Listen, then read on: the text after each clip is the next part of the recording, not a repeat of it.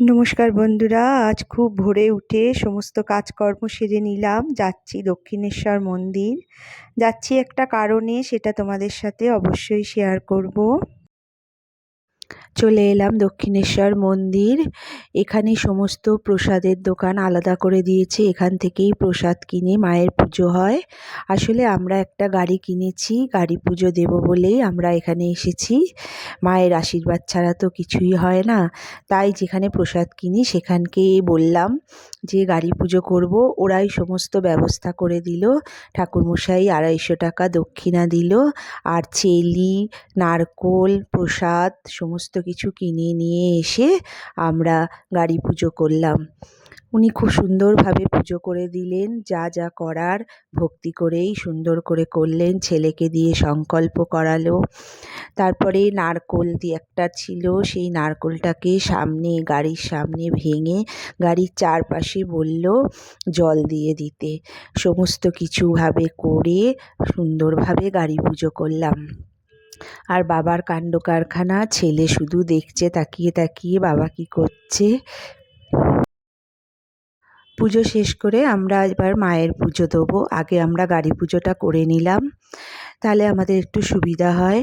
মার কাছে যাব, মা আবার ওখান থেকেই প্রসাদ নিয়ে মায়ের পুজো করব। তোমাদের দেখাবো কি সুন্দর মন্দির প্রাঙ্গণ, বিশাল মন্দির, প্রচুর এরিয়া জুড়ে এই মন্দির প্রতিষ্ঠা করেছিলেন রানী রাসমণি। আসলে উনি ছিলেন হালিশহরে এক গ্রামের মেয়ে। তাকে বিয়ে করেন বাবু রাজচন্দ্র দাস, বাবুঘাট যার নামে রয়েছে। তিনি ছোটোবেলা থেকেই সেবাপরায়ণ, ধর্মপরায়ণ ছিলেন।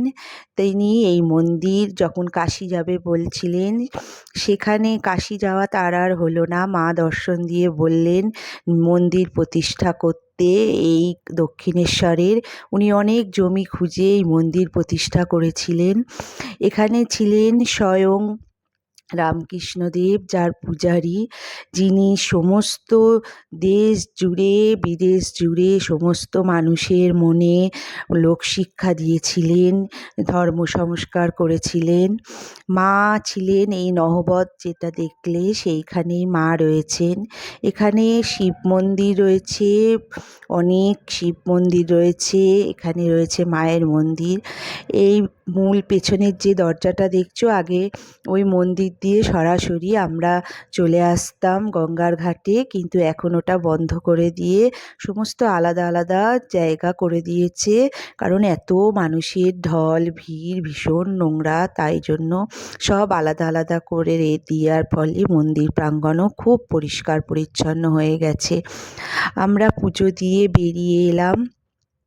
তারপরে এদিক ওদিক একটুখানি ঘুরে সমস্ত দোকানপাট করে দিয়েছে আলাদা জায়গায়, সেখানে শুধু সব দোকানই রয়েছে।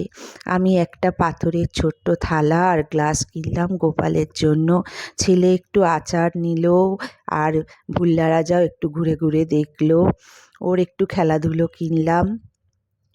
সব কিছু দেখে সকালবেলা মন্দিরে পুজো দিয়ে এত ভালো লাগলো যে মনটা বলবার কথা না।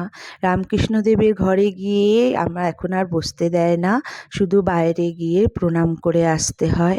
খুব ভালো লাগে একটা মন্দির প্রাঙ্গণে সারাদিন ঘুরতে। এটা কোনো তো সিদ্ধপীঠ নয়, কিন্তু রানী রাসমণি এই মন্দির প্রতিষ্ঠা করে আমাদের অনেক কিছু দিয়ে গেছেন, মাকে দিয়ে গেছেন বাড়ি ফেরার পথে।